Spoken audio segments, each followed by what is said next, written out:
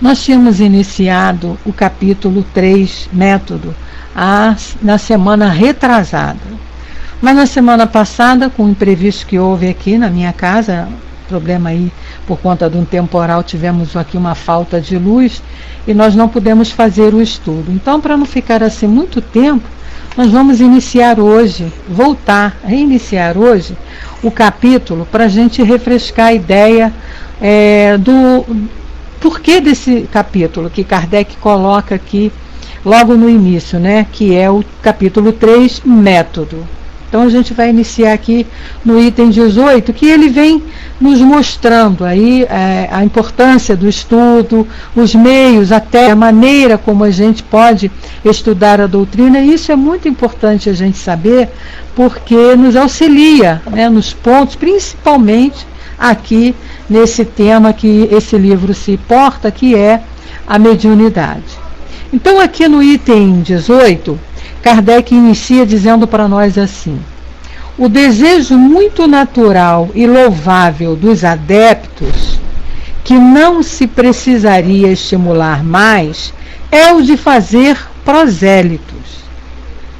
Para facilitar-lhe a tarefa, é que nos propomos a examinar aqui o meio mais seguro, segundo pensamos, de atingir esse objetivo poupando esforços inúteis.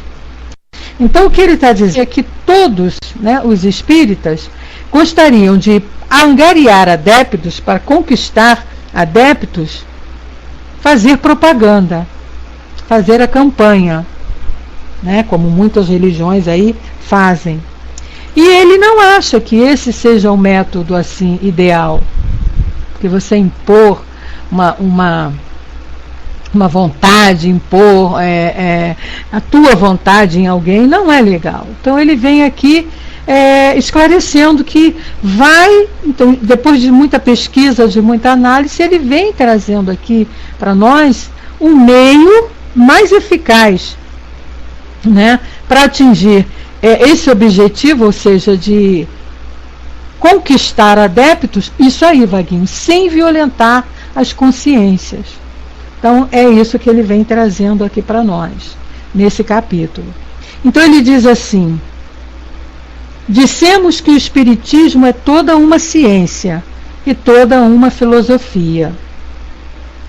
Quem desejar conhecê-lo seriamente deve, pois, como primeira condição, submeter-se a um estudo sério e persuadir-se de que, mais do que qualquer outra ciência, não se pode aprendê-lo brincando.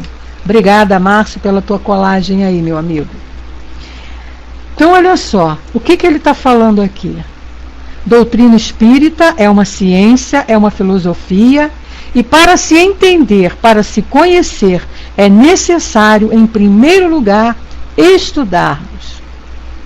Não foi à toa que Kardec deixou tudo organizadamente nos livros da codificação. E de maneira assim, de uma pedagogia assim, excelente, que facilita muito o nosso entendimento. Essa técnica de colocar, por exemplo, o livro dos Espíritos com perguntas e respostas, facilita muito o estudo. É muito mais fácil você ir ali acompanhando o raciocínio que ele foi tendo, né, através das perguntas aos espíritos, do que você pegar um texto longo para ler. Então, é um trabalho que foi assim muito bem elaborado por Kardec. Ele está dizendo aqui, por que fez isso?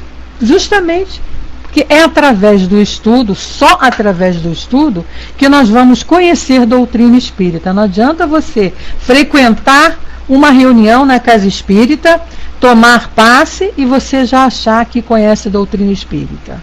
E aí sai falando muitas vezes bobagens. Então ele está sendo claro, Kardec é muito claro aqui, em todas as obras ele fala isso, principalmente lá no livro que é o Espiritismo, como ele frisa, né, para nós a importância de você primeiro estudar, vir conhecer primeiro. Conhecer através do estudo, para você poder entender o que você está vendo, o que você está frequentando, o que você está vivenciando.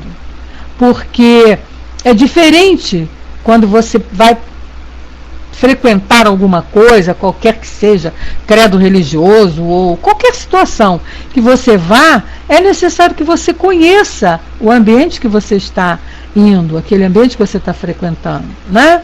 Não basta só frequentar, mas ninguém se preocupa muito com isso, principalmente nos casos da religião. Não se preocupa muito em ter a história da religião para os seus adeptos e esclarecer o objetivo. E a doutrina espírita tem esse como ponto primordial. A gente vê aqui, pelo próprio Kardec, se preocupar em colocar aqui no Livro dos Médiuns. Primeiro, nós vimos no capítulo anterior, ele vem explicando tudo para nós, ou seja, tudo isso que nós vamos estudar aqui no Livro dos Médiuns é uma realidade. Não é nada de sobrenatural, não é nada de miraculoso, como nós vimos no estudo passado. E agora ele vem apresentando para nós que ele não fez um trabalho assim, olhou e escreveu, não. Houve todo um trabalho de observação, um planejamento, uma preparação, escolhas certas para colocar aqui isso aqui em ordem, né? Então ele diz assim, continua dizendo para nós, o Espiritismo, já o dissemos, se relaciona com todos os problemas da humanidade. E é verdade. A doutrina espírita, ela pode ser usada, utilizada, e tudo pode ser dito, estudado à luz da doutrina espírita. Ele fala, seu campo é imenso e devemos encará-lo, sobretudo, quanto às suas consequências.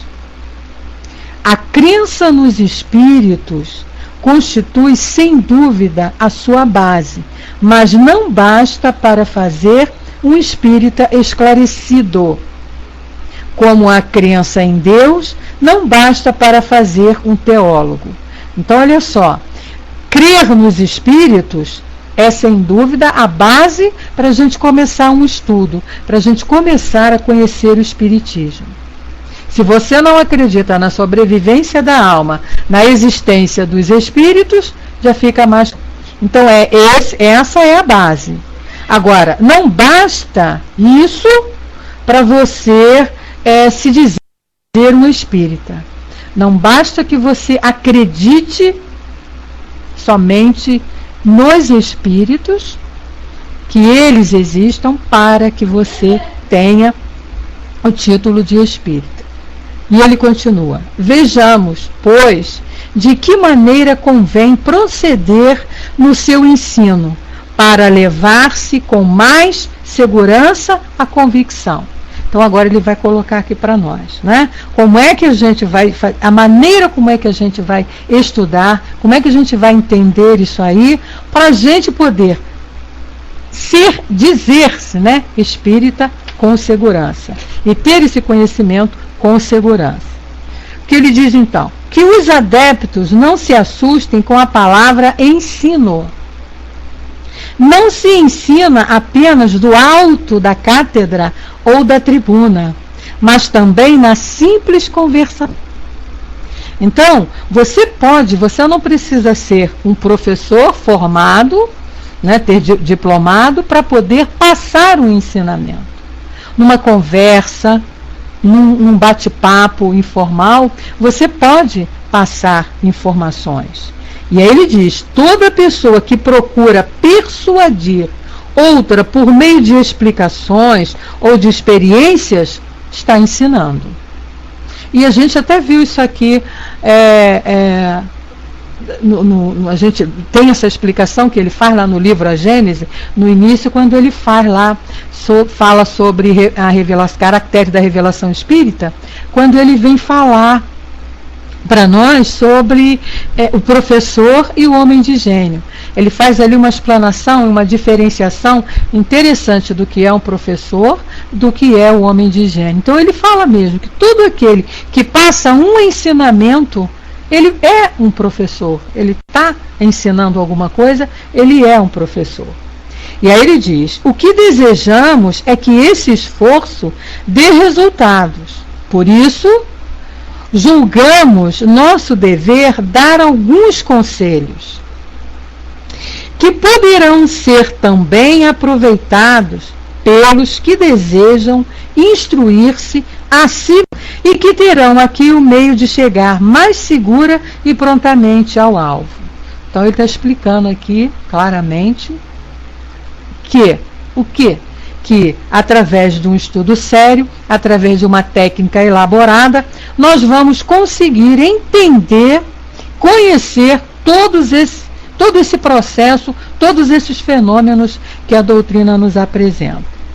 E aí no item 19 ele diz: acredita-se geralmente que para convencer é suficiente apresentar os fatos, né? O Wagner coloca aí: Kardec neste ponto coloca a responsabilidade da divulgação desta ciência, não apenas àqueles que falam do púlpito, mas a todos nós que dizemos, justamente, Wagner, justamente, porque todos nós que nos titulamos, né, espíritas, e a gente sempre vai querer falar dessa doutrina para alguém, a gente tem que ter o conhecimento, é isso que ele está falando aí, você coloca aí, por isso que temos que estudar para poder fazer sua divulgação sem os achismos, é verdade, sem a nossa opinião, né? Eu acho que é isso, não existe achismo em doutrina espírita, por isso que ele nos esclarece muito, nos pede muito isso, lá no livro que é o Espiritismo, ele pede isso demais, que a gente estude, para você falar de isso não é só em doutrina espírita não, né? Isso aí deveria ser um lema para todos nós, porque muita gente fica achando que conhece tudo, que sabe tudo, e sai falando, que são chamados pseudos sábios, sai falando de coisas que muitas das vezes eles não sabem, não conhecem, né? Então é necessário você estudar, você vai falar de alguma coisa, vá conhecer, né? Se não conhece, não fala. Então, chamando a atenção para nós aqui nesse sentido. E ele diz que acredita que para convencer é suficiente apresentar os fatos, né? Então você acha que apresentando fenômenos você vai convencer as pessoas, você vai conquistar os adeptos. Ele diz, esse parece realmente o processo mais lógico. No entanto, a experiência mostra que nem sempre é o melhor, pois frequentemente encontramos as quais os fatos mais evidentes não convencem de maneira. A que se deve isso? É o que tentaremos demonstrar. Então aqui ele está dizendo que se os fatos fossem suficientes, as pessoas se convenceriam com mais tranquilidade. Porque o que mais acontece aí são fatos, são fenômenos.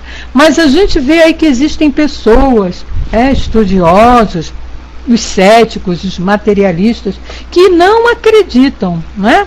Mesmo ali estando diante daquele...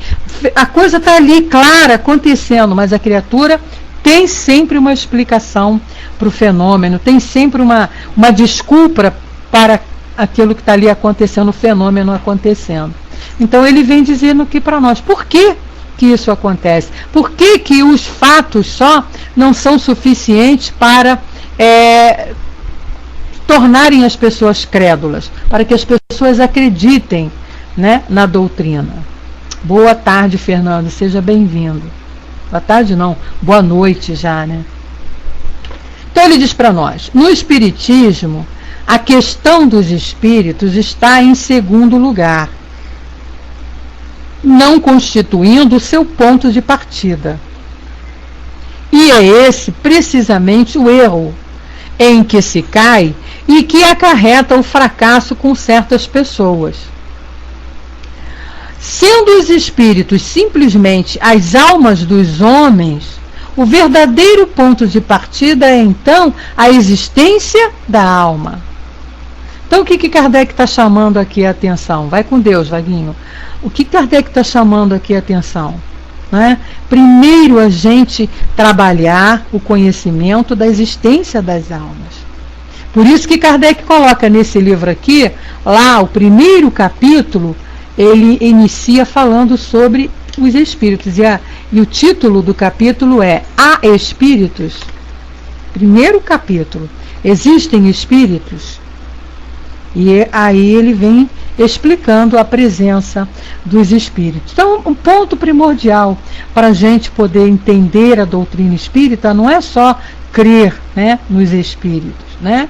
A questão deles, como ele diz, está em segundo lugar. A questão é a sobrevivência da alma. É acreditar-se primeiro que eles existam. E ele diz, sendo os espíritos simplesmente as almas dos homens, e outra coisa, isso que a gente precisa também passar, que não são seres criados diferentemente. Deus não criou ninguém diferente, espíritos e encarnados e seres humanos, não. Todos criados da mesma maneira.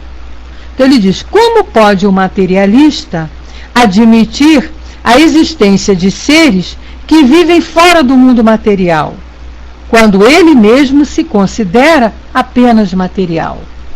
Então eu preciso primeiro trabalhar se eu sou só matéria. Existe algo em mim além da matéria. Aí ele continua.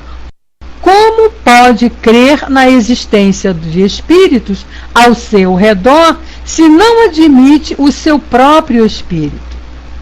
O materialista não acredita que exista nada mais além do corpo. Em vão se amontoarão aos seus olhos as provas mais palpáveis. Ele contestará todas elas porque não admite esse princípio. Então veja bem, se não, primeiro ponto de partida importante para se estudar a doutrina é ter esse conhecimento de que nós não somos só matéria. Nós somos um corpo material e somos algo mais, que é o espírito que habita esse corpo. Então, a partir do momento que se aceita isso, que se acredita nisso, aí a gente parte para os outros estudos. É o que Kardec está dizendo aqui. Não adianta você falar da existência da alma, da sobrevivência da alma, da pré-existência, da pluralidade das existências, se a criatura não acredita que ela é também um espírito. Que ela tem um espírito ali habitando aquele corpo.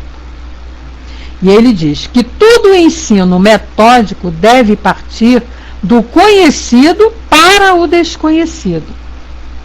Então, para o materialista, o conhecido é matéria. Partir, pois, da matéria e tratai de lhe demonstrar, antes de tudo, que há nele próprio alguma coisa que escapa às leis materiais. Não é técnica pedagógica. Toda vez que você vai ensinar uma coisa que é desconhecida, você tem que partir do conhecido.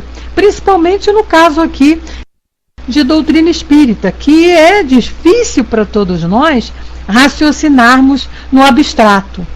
E espíritos, o mundo espiritual, né, ainda é uma coisa muito abstrata para nós. Nós ainda estamos mais ligados, estamos mais para o lado material. Então a gente ainda está com muito pique, gente.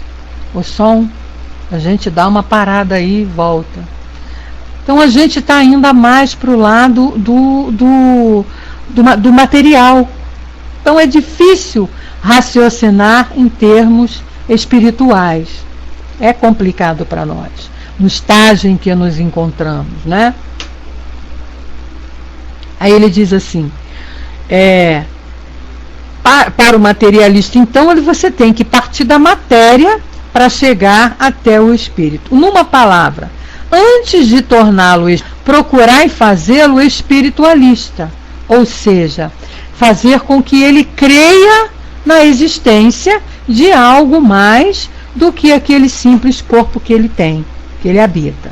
Mas para isso é necessária outra ordem de fatos que se deve proceder por outros meios. Há uma forma especial de ensino. Falar-lhes de espíritos antes que ele esteja convencido de ter uma alma é começar pelo fim, pois ele não pode admitir a conclusão se não aceita as premissas, né? Então não adianta você querer falar de espiritualismo, de sobrevivência da alma para aquela criatura que só acredita na matéria. Não adianta você falar para a criatura que demônio não existe se ela tem certeza que o demônio... Inclusive ela já disse que já viu demônio e tudo, né? Então a gente tem que começar da experiência. Isso é técnica pedagógica. Dentro de uma sala de aula, não adianta você falar para o aluno das coisas que ele não conhece e partir para, isso aqui é isso. Não. Você tem que sair da experiência de vida dele, né? Da vida. Tanto que o professor, quando ele vai preparar a sua aula, que ele vai realizar lá o seu plano de aula, ele procura trabalhar aquela turma, ele vai fazer o plano de aula de acordo com a comunidade que a criança vive. Né? Então, se você trabalha numa escola mais para o lado rural da cidade, não adianta você ficar falando das coisas que existem na zona, no centro da cidade, por exemplo, aqui no Rio de Janeiro. Né? Então, você tem que utilizar o meio que a criança vive, o que ela está acostumada ali.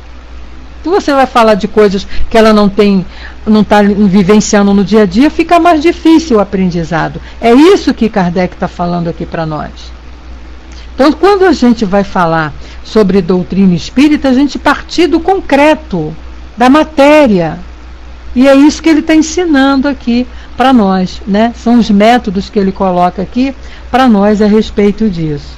Então, ele diz assim: antes, pois, de tentar convencer um incrédulo, mesmo por meio dos fatos, convém assegurar-se de sua opinião sobre a alma, ou seja, se ele crê na sua existência, na sua sobrevivência ao corpo, na sua individualidade após a morte. Se a resposta for negativa, será tempo perdido falar-lhe dos espíritos. Eis então a regra. Não dizemos que não haja exceção, mas nesse caso deve existir outra razão que o torna menos refratário. Então, se a criatura não aceita a sobrevivência da alma, não adianta você também ficar ali forçando uma barra. Vamos tentar fazer com que ele perceba que existe alguma coisa além do corpo material somente. Então ele diz, item 20, devemos distinguir duas classes de materialistas. Na primeira estão os que o são por sistema. Para eles não há dúvida, mas a negação absoluta, segundo a sua má. Ele nem tem dúvida, ele não aceita e pronto, acabou. Ele não quer nem questionar. Aos seus olhos, o homem não passa de uma máquina enquanto vivo, mas que se desarranja e depois da morte só deixa o esqueleto. Seu número é, felizmente, bastante restrito e, em parte alguma, representa uma escola aberta declarada. Então, essa classe de materialistas, né, que não aceita nada realmente, além da matéria, que quanto com a morte, a única coisa que sobra é um esqueleto, mais nada, né, para ele, né, o esqueleto e a matéria. Kardec ainda diz que há um pequeno número de pessoas que pensam assim. E ele vai falar aqui dos outros. Ele diz assim: não precisamos acentuar os deploráveis efeitos que resultariam para a ordem social da vulgarização de semelhante doutrina. Entendemos-nos suficientemente a respeito em O Livro dos Espíritos na questão 147, no parágrafo 3, né? E aí, a gente vai ver lá. O que Kardec está falando lá no Livro dos Espíritos, na questão 147? O que será que ele está falando a respeito para nós? Vamos aqui dar uma lidinha, só para refrescar a nossa memória, né? Já que ele está no capítulo Encarnação dos Espíritos, capítulo 2 do Livro dos Espíritos. Está lá, quando ele tem... falando a questão 147, falando sobre materialismo. E ele diz assim: porque os anatomistas, fisiologistas e, em geral, os que se aprofundam nas ciências naturais são frequentemente ao materialismo. Resposta dos espíritos. O fisiologista refere tudo ao que vê. O orgulho dos homens, que tudo creem saber, não admitindo que alguma coisa possa ultrapassar o seu entendimento. Sua própria ciência os torna presunçosos. Pensam que a natureza nada lhes pode ocultar. Então tá aí. É o pensamento do materialista. É o orgulho falando mais alto, achando que a ciência já traz tudo, a ciência material já traz tudo, e que não existe mais nada além daquilo que ele possa ver e comprovar materialmente. Fora isso, nada existe. Então ele é fechado ali, e aquele tipo de pessoa não adianta, porque você não vai tentar convencer, né? Não quer dizer que sejam pessoas más. Não estamos aqui dizendo, e nem Kardec está falando isso, que são pessoas más. É questão de crença. A gente sabe que existem materialistas que pensam assim, que não acreditam em nada além da matéria, e que são pessoas boníssimas, que são pessoas assim, falta de conhecimento mesmo, porque se tivessem o conhecimento com a bondade que eles já possuem, fariam coisas muito mais do que fazem, né? Então Kardec continua aqui para nós. Quando dissemos que a dúvida dos incrédulos cessa diante de uma explicação, é necessário excetuar os materialistas radicais, que negam toda a potência e qualquer princípio inteligente fora da matéria. A maioria se obstina nessa opinião por orgulho e acha que deve mantê-la por amor próprio. Persistem nela apesar de todas as provas contrárias, porque não querem ficar por baixo. Nada se tem a fazer com eles. Nem se deve acreditar na falsa expressão de sinceridade aos que dizem: fazei-me ver e acreditarei, que são mais francos e logo dizem: mesmo se eu visse, não acreditaria. Né? E a gente ouve mesmo esse tipo de expressão. A criatura é tão dura ali nas suas convicções, não aceita mesmo que ele ainda mesmo fala. Mesmo se eu visse, eu não acreditaria. Eu ia achar que é imaginação, é qualquer coisa menos a realidade. Então, deixe eles falar. Esses a gente não tem que se ocupar, porque eles vão ter que passar por experiências para se tornarem crédulos. Aí no item 21 ele vem falando da segunda classe de materialistas, que é muito mais numerosa, que compreende os que são por indiferença, e podemos dizer por falta de escolha melhor, já que o materialismo real é um sentimento antinatural. Então olha só, o que ele está falando aqui? Daqueles materialistas que se dizem materialistas por várias razões, em relação a decepções que tiveram nas suas crenças religiosas, nas suas experiências de vida, né? Suas decepções, se acomodaram, não quiseram também procurar a verdade, então se tornaram materialistas, mas não são aqueles convictos, como a primeira classe que Kardec citou aqui para nós. Então ele diz: não são deliberadamente, e o que mais desejam é crer, pois a incerteza os atormenta. E é verdade, né? Existem aqueles que se dizem materialistas porque tiveram suas decepções, então não conseguem acreditar em nada, mas ao mesmo tempo eles queriam acreditar em alguma coisa, né? Aqui no Rio de Janeiro existia, ele já desencarnou, né, um médico famosíssimo, um neurologista, psiquiatra, Dr. Carlos Bacelar. E ele era materialista, mas ele pertencia a essa segunda classe aqui. E ele fazia parte de um programa que tinha aqui numa rádio do Rio de Janeiro, a Rádio Globo. Ele existia um programa ali todas as manhãs e tinha chamado Debates. E ele participava desses debates, e eu gostava muito de escutar, porque eles debatiam vários assuntos, né, da situação da cidade, das nossas necessidades. E uma vez, certa vez, falando sobre essa questão de acreditar em alguma coisa ou não, ele explicou isso, que ele não acreditava, ele não conseguia acreditar em nada, mas que isso fazia com que ele sofresse muito, porque nas horas de dificuldades da vida dele, nas horas de sofrimento, nas horas das dores, ele não tinha aonde se apoiar. Então, o que Kardec está dizendo aqui é uma grande verdade. Eles não são deliberadamente, o que mais desejam é crer, pois a incerteza os atormenta. Eu me lembro que esse doutor Bas contou, na época, um fato, no momento em que a mãe dele morreu.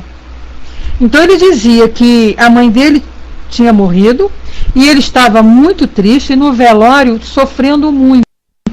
E a irmã dele também sofria muito, mas estava conformada, porque a irmã tinha lá uma crença religiosa. E no momento, né, que estava passando pela situação, a irmã se pegou ao Deus dela, ele dizia assim, ela se apegou ao Deus que ela acreditava e isso servia de consolo para ela. E eu não tinha aonde me apegar, porque ele não acreditava nem em Deus, não acreditava em nada. Então ele confessou isso, eu ouvi ele falando isso, ele confessando que ele sofria por isso, sofria por não acreditar, queria acreditar, e ele vivia brincando no programa falando justamente isso, né? Me mostra, me prova que isso aconteceu, me prova que isso existe, porque ele, como cientista, como médico e neurologista, ele sempre encontrava uma explicação psicológica, né, para o fato, fenômeno que às vezes era comentado e era debatido no programa. E é o que Kardec está dizendo aqui. Aí ele diz assim, olha, eles sentem uma vaga aspiração do futuro, mas esse futuro lhes foi apresentado de maneira que sua razão não pode aceitar, nascendo disso a dúvida, e como consequência da dúvida, a incredulidade. Né? É o que eu falei aqui, por conta de decepções, por promessas assim irreais, promessas utópicas, promessas fantasiosas de determinadas crenças religiosas, a criatura se decepciona, né? Porque é prometido a você, ó, vem aqui, faça isso, que você vai ter tudo que você quer na vida. Aí a pessoa vai, faz e não tem tudo que ela quer na vida.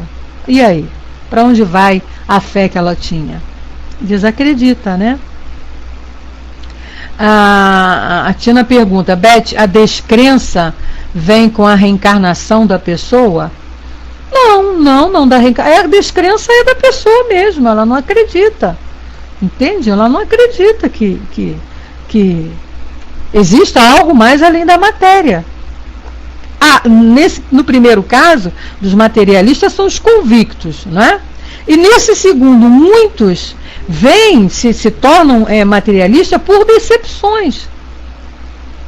Por conta do livre-arbítrio, decepção. É isso que eu estou explicando aqui. Você pertence a uma religião.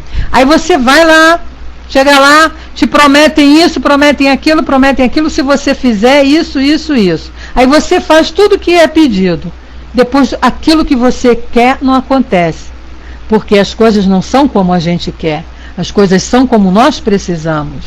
Né? Deus nos atende à cidade, não nas nossas vontades. E aí não acontece da maneira que você quer. Então você se decepciona. Não é? Muitos saem em busca de verdades, que eu acredito que tenha sido assim a causa de muitos estarem dentro da doutrina espírita. Pelo menos comigo foi assim, né? Vim para a doutrina espírita, por quê? Por decepções que eu sofri na religião que eu frequentava, né? Que eu ia e tinha como a certeza. Comecei a fazer questionamentos e as respostas não vinham. Então eu saí em busca. Outros passam a descrer, né? passam a descrer simplesmente. Decepção, não acredito. É como alguém que confia muito em você e você trai a pessoa, pronto, a pessoa fica descrente de você. Por mais que você fale, por mais que você mostre ali, vai ser difícil ela voltar a acreditar em você. É o que acontece com esse tipo de materialista que ele está dizendo aqui. São pessoas que passaram a descrer por conta dessas decepções, por conta das ilusões, das mentiras, dos enganos, das promessas feitas pelos falsos profetas. E Jesus tinha dito isso para nós, né? E ele diz assim, que para eles, pois, a incredulidade não se apoia num sistema. Porque você pergunta para ele assim, por que você não acredita? Não é? O primeiro caso, os materialistas convictos, ele vem e te prova através da ciência que aquilo não existe. Esse segundo caso aqui, eles não têm um sistema onde eles dizem assim, não, eu não acredito por isso, por isso. Simplesmente eles não acreditam por decepção. E ficam até tristes por isso, como ele falou aqui, ó, a incerteza os atormenta. E aí ele diz que tão logo lhes apresentei alguma coisa de racional, eles a aceitarão com ardor. Então esse tipo de materialista, né, esse tipo de incrédulo, se você apresentar uma coisa lógica, vai chamar a atenção dele, porque ele está em busca de alguma coisa para acreditar. Diferente dos primeiros lá, que não aceitam e pronto, acabou, já são firmados. Então, nesses, é como ele diz, então é nesse. E aí ele diz, esses podem nos compreender, porque estão mais próximos de nós do que poderiam supor. Eles estão na incerteza, né? A incredulidade por conta da incerteza. Aí ele fala, com os primeiros, não faleis de revelação, nem de anjos ou do paraíso, pois não compreenderiam. Os primeiros, a primeira classe que ele falou de materialista, eles estão baseados no sistema, né? Em toda uma teoria que eles acreditam. Já esses segundos não, então dá para a gente trabalhar em cima deles. Aí ele diz, mas colocai-vos no seu próprio terreno e provai-lhes primeiro que as leis da fisiologia não podem explicar tudo. O resto virá depois. Esse com os primeiros casos dos materialistas lá convictos. Então, não adianta você vir falar de anjo para ele. Não adianta você falar do espírito. Não adianta você falar de céu, de paraíso, de sobrevivência da alma. Não. Você tem que partir do que eles convivem lá com a matéria. Por isso que Kardec diz aqui, ó, colocai-vos primeiro, logo, no seu próprio terreno, provando ali para ele que as leis da fisiologia não podem explicar tudo. E realmente não explicam. Então você tem que partir dali, da matéria, do corpo. Olha só, o que acontece nesse corpo? Por quê? Por que a criatura está sofrendo várias situações de doença? E ali não tem uma explicação física, mais ou menos por aí, né? Se é que você vai ter que trabalhar com um caso desse. Agora ele diz que a situação é outra quando não se trata de incredulidade pré-concebida, que é o segundo caso de materialista que ele citou aqui. Quando permanece como germe latente, asfixiado pelas ervas daninhas, que uma centelha pode reanimar. Então, nesse caso, no segundo caso de materialista que ele cita aqui, que eles estão ali querendo crer em alguma coisa, não creem ainda porque ainda não encontraram aquilo que satisfaça a sua necessidade de crença, a hora que aparecer, como ele diz aqui, uma centelha pode reanimar. E aí ele diz que é o cego a que se restitui a vista e que se alegra de rever a luz. É o náufrago que tira uma tábua de salvação. Então são nessas criaturas que a gente tem que trabalhar.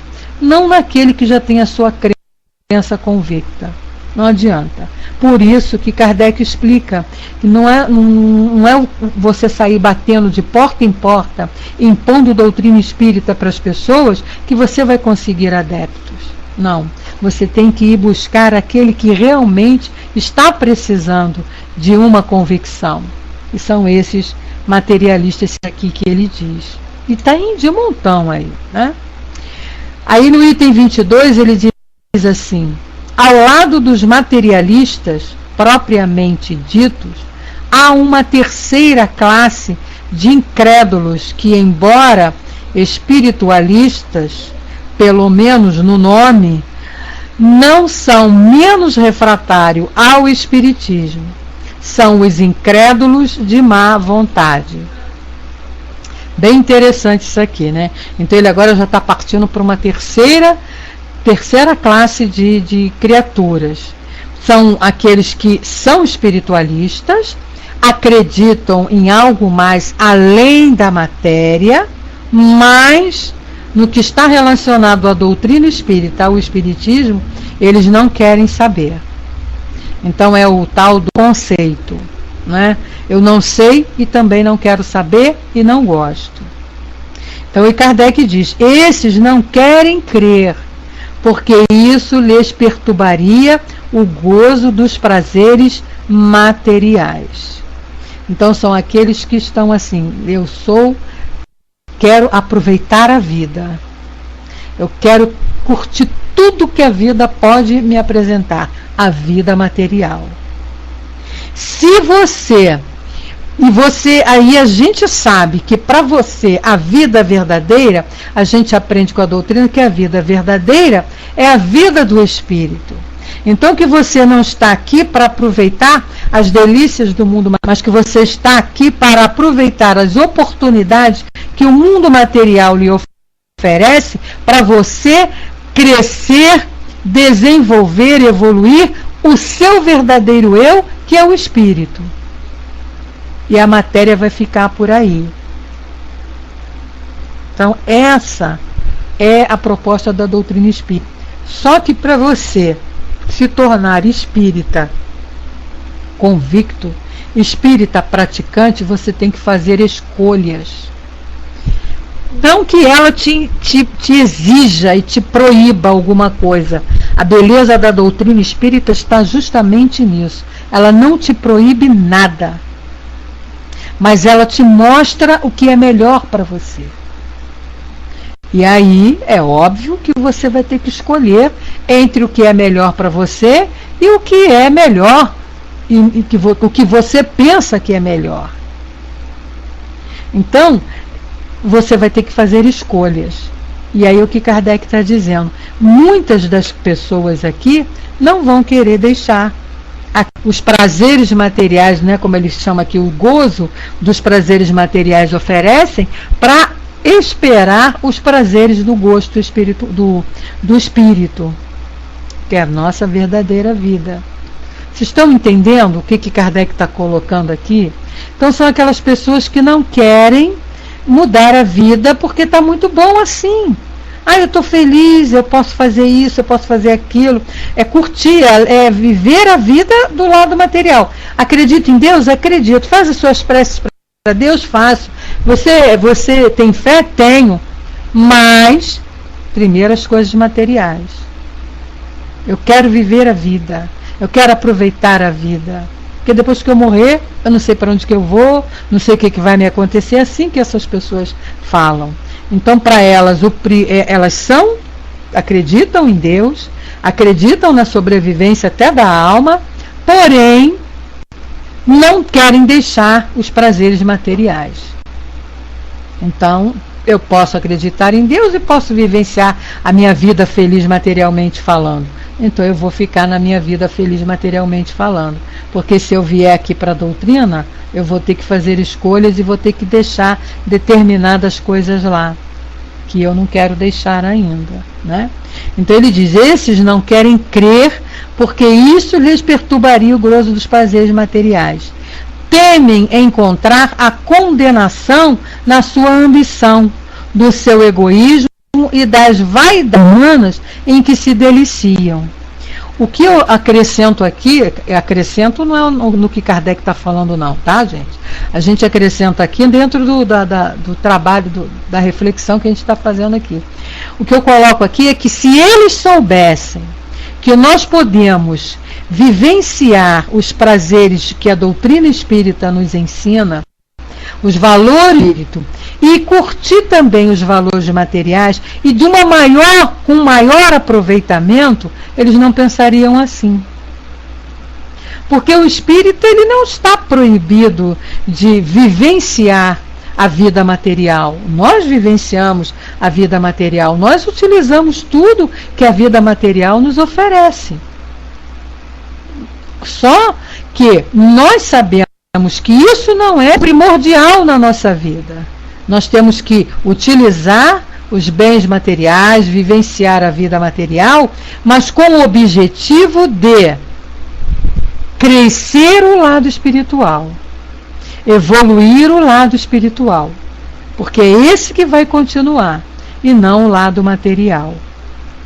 Então, se essas pessoas entendessem isso, continuariam vivendo a vida material e aceitariam esse lado espiritual e seriam mais felizes. Porque eu digo, né, com todas as dificuldades que a gente ainda tem, mas a gente sabe o porquê. A doutrina espírita ela tem essa beleza de consolação. Nós passamos pelas dores, nós passamos pelas dificuldades, mas a gente sabe que isso é passageiro, que isso não vai ficar e que é necessário no estágio em que nos encontramos.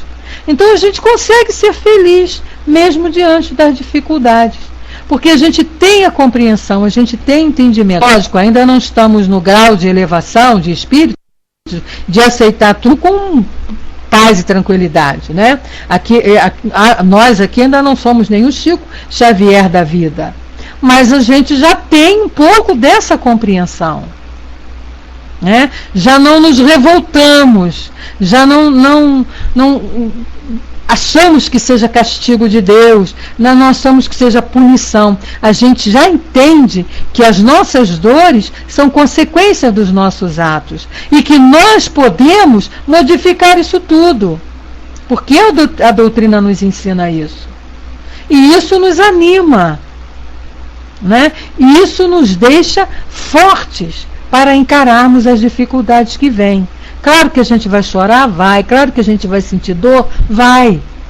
Vai ter momentos que a gente vai desanimar, sim. Mas quando a gente tem a força e o apoio da doutrina, esse conhecimento que ela nos oferece, no momento do desânimo a gente para e reflete. Não posso desanimar.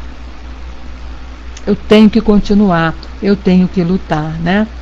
A Tina coloca que frequentou uma religião onde eles faziam com que acreditassem que Deus vai lhes trazer riquezas, vai te dar. É o que está acontecendo muito aí, né, Tina, nessas igrejas novas que estão surgindo.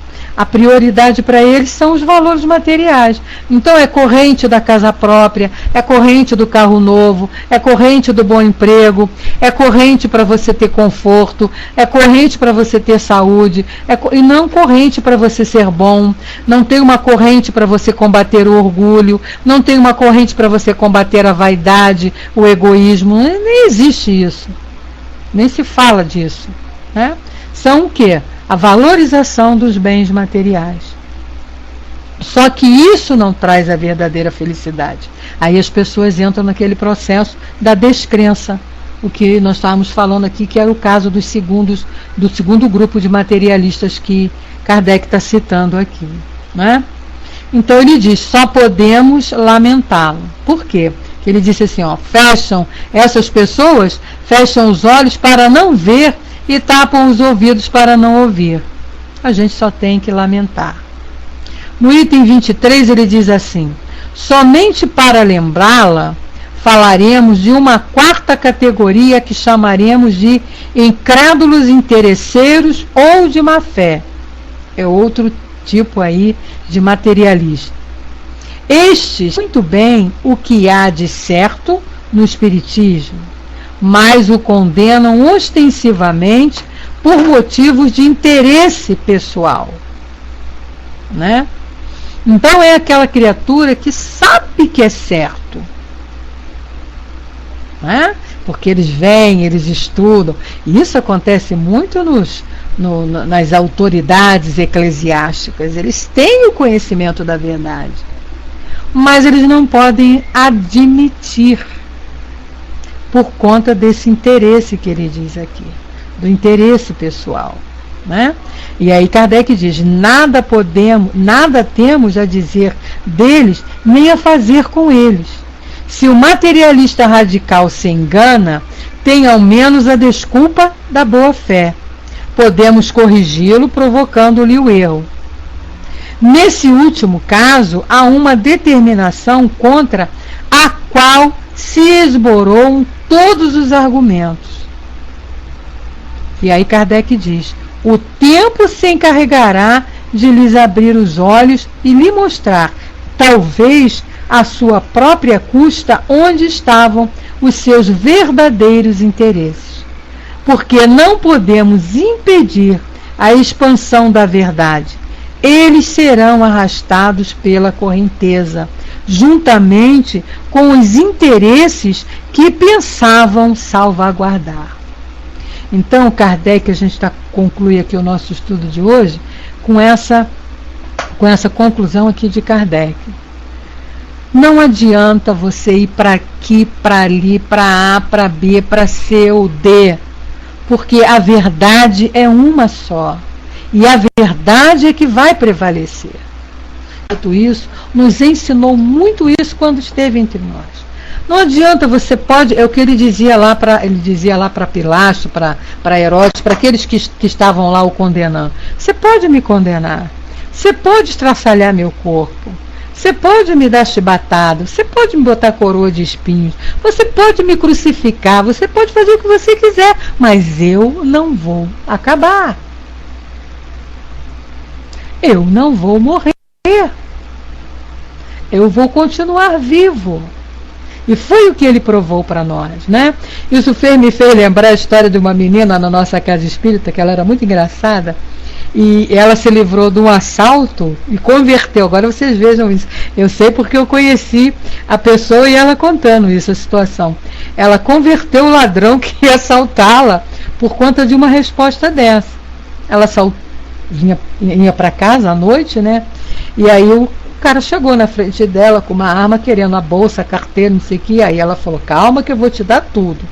Aí ele virou para ela e falou: se você não me entregar, eu vou acabar com você, vou te matar aqui, né?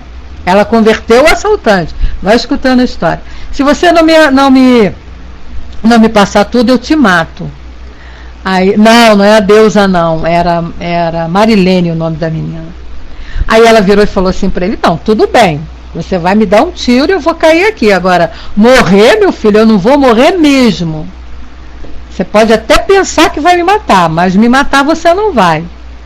Isso chamou a atenção do ladrão. Aí o ladrão perguntou para ela: como você não vai morrer? Eu te dou um tiro com esse revólver aqui e você vai cair. Aí ela falou: eu vou cair durinha assim, mas eu não vou morrer. Aí o ladrão quis saber como é que ela não ia morrer, ele dando tiro nela. E nessa conversa ela começou a conversar com ele, a teimar, a mostrar, a falar, blá blá blá blá blá blá blá blá blá. Conclusão: o ladrão mandou ela embora e não levou nada dela, né? E aí ela falou para ele, ela pegou o livro, estava com ela o livro dos Espíritos, ainda falou isso: olha, pega esse livro aqui, dá uma lida que você vai entender melhor isso tudo que eu acabei de te falar aqui, que você pode me dar um tiro, o meu corpo vai cair, mas eu não vou morrer, eu vou continuar vivinha. E aí o ladrão pegou o livro. Bom, ela não sabe o que ele fez da vida, né?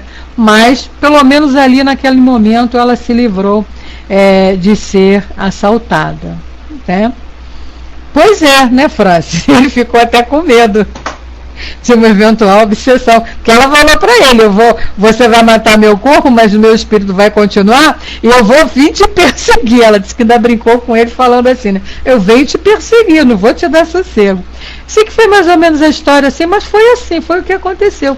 E ela conseguiu se livrar ali daquele assalto. Então é o que ele está falando, o que Kardec está falando aqui. Porque o tempo se encarregará de abrir os olhos e mostrar para essas pessoas a verdade. Por quê? Uma mentira cai, mas a verdade jamais cairá.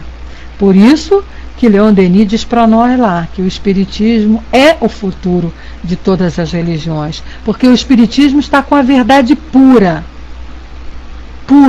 está com a verdade. A gente pode até dizer um pleonasmo, né? A verdade verdadeira. Então ele não vai cair. porque ele está com o que Jesus nos ensinou, né? Agora, essas outras crenças que estão baseadas nas teorias e nas ideias do homem poderão cair, porque como ele falou aqui, eles veem, né, o que ele chama de incrédulos interesseiros. Eles acreditam naquilo que interessa a eles, só aceitam aquilo que interessa a eles.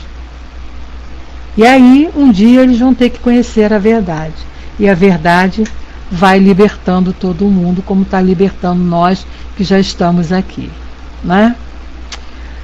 Bom, meus amigos, nós estamos encerrando ali o nosso estudo de hoje. Paramos aqui no item 24. Na próxima quarta-feira a gente vai dar continuidade aqui a esse capítulo onde Kardec vem ensinando o método ideal para conquistarmos adeptos para a doutrina espírita. Ele vem nos explicando, você vê que ele vai fazendo um trabalho bem raciocinadozinho, né? Colocou aqui o grupo de pessoas, o tipo de pessoa que ainda tem uma próxima, né? Uma próxima categoria que ele vai falar para nós. Então, a gente não pode deixar de continuar esse estudo na próxima quarta-feira para entender melhor isso aqui e entendermos o que nós estamos fazendo aqui nesse mundo, né? Coloca, quando trabalhava em presídio, falava muito com os sentenciados sobre isso, e muitos passaram a entender melhor a situação que se encontravam. Sim, a gente faz um trabalho, existem grupos que visitam presídios justamente para entender, fazer eles entenderem, né, a situação que eles se encontram ali. Muitos entendem e se tornam mais tranquilos. São os verdadeiros convertidos mesmo, né? Bom, mas a gente está encerrando aqui fazendo aquela célebre perguntinha. Quem pode levantar a mãozinha e fazer encerramento?